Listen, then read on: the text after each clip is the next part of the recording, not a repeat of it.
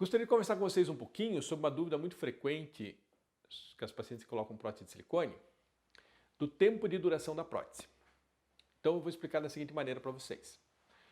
A prótese de silicone é um produto que foi fabricado para durar durante muitos e muitos e muitos anos.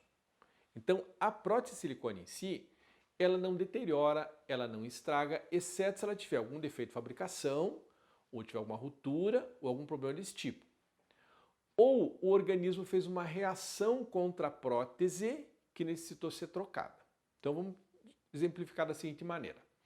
Por exemplo, eu coloquei uma prótese de silicone, uma determinada marca, que ela tem 10 anos de garantia.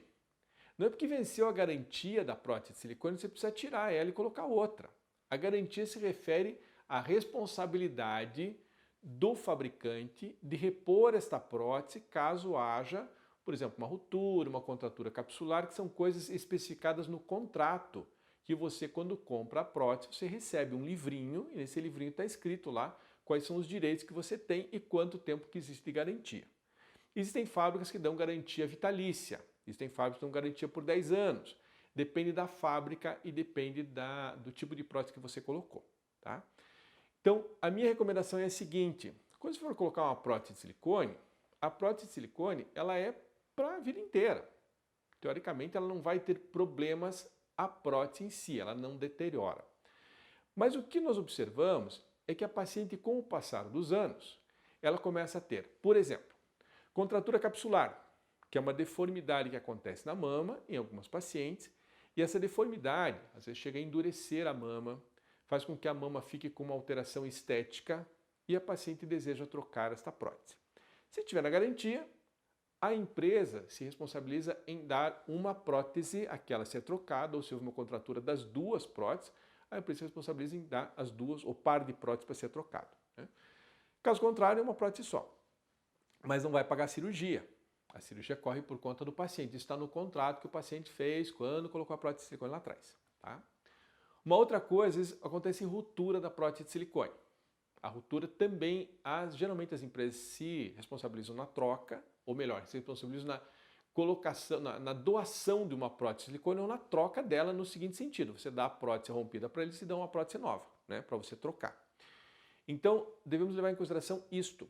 Mas é muito comum, com o passar dos anos, como eu falei, além destas situações em que é necessário a troca da prótese, aquela paciente que nos procura porque ela quer aumentar o tamanho da mama, que ela achou que ficou pequeno com o passar do tempo, ou ela teve uma gestação, ou ela teve variação de peso e a mama caiu um pouco, e dela nos procura para que seja trocada essa prótese de silicone, ou melhor, para que essa mama seja reposicionada, ou no caso da mama for muito pequena, que ela achou que a prótese está pequena, troca da prótese de silicone, então nós faremos uma nova cirurgia.